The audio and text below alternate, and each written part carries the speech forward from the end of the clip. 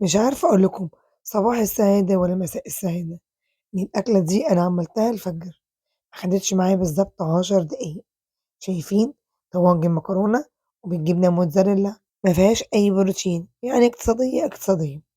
تعالوا أقول لكم أنا عملتها إزاي وعجبت ولادي، وبأمانة حلوة خالص، مهما كلتوا منها ما تشبعوش، خفيفة وبسيطة وبنُص كيلو بس مكرونة عملنا الطاجن ده والصينية دي، حلوة أوي تنفع معاكِ غدا أو عشا أو تسِد جوع نُص الليل زي حالتنا دلوقتي. يالّا بينا. هنجيب الصينية اللي هنسوي فيها، هانزل فيها بكيس مكرونة، كان حوالي 400 جرام، وكمان فلفل ألوان أصفر وأخضر وأحمر، وطماطم متقطعة قطع صغيرة، وبصلاية كبيرة، ومعايا بهارات فلفل أسود وكمون، وكزبرة وتوم باودر وبصل باودر، وما انساش مرقة دجاج كمان، طبعًا دي اختياري، ومعلقة زبدة وممكن أبدلها بزيت،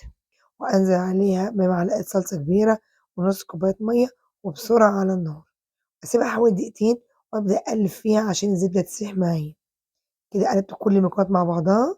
طبعًا أنا ما سلقتش المكرونة، المكرونة معايا نيّة، هي هتسوي نفسها بنفسها، وأبدأ أغطّيها وعلى نار هادية لمدة 10 دقايق، وبعد 10 دقايق ده شكلها، بُصّوا الطماطم نزلت سوايل والفلفل، وكمان كنت حاطة نُص كوباية مَيّة مع النار الهادية مع البخار استوت معانا، أنتم ممكن تقدّموها كده إن المكرونة معايا مستوية،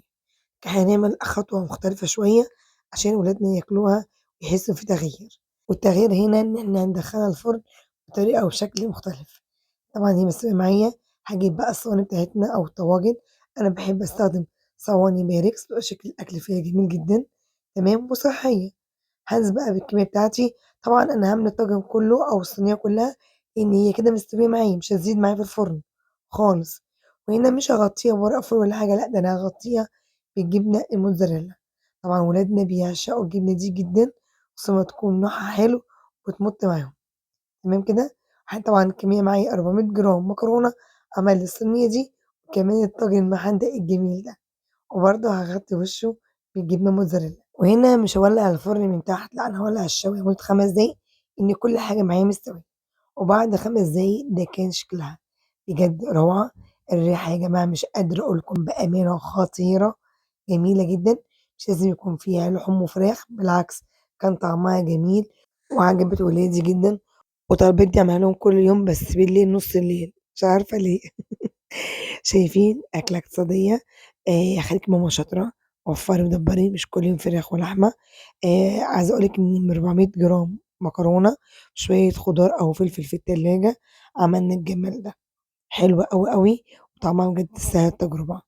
أتمنى الفيديو النهارده يكون عجبكم، ولو عجبكم اوعوا تنسوني في اللايك وكومنت كده حلو زيكم تشجعوني فيه، تقولوا لي فيه إيه رقم في وصفاتي، وكمان بتتابعوني من أنهي بلد، ولو مش متابعيني تتابعوني، يا ريت تشيروا الفيديو عشان الكل يتعلم منه، وأحس إني عملت حاجة مفيدة ليّا وللي حواليّا.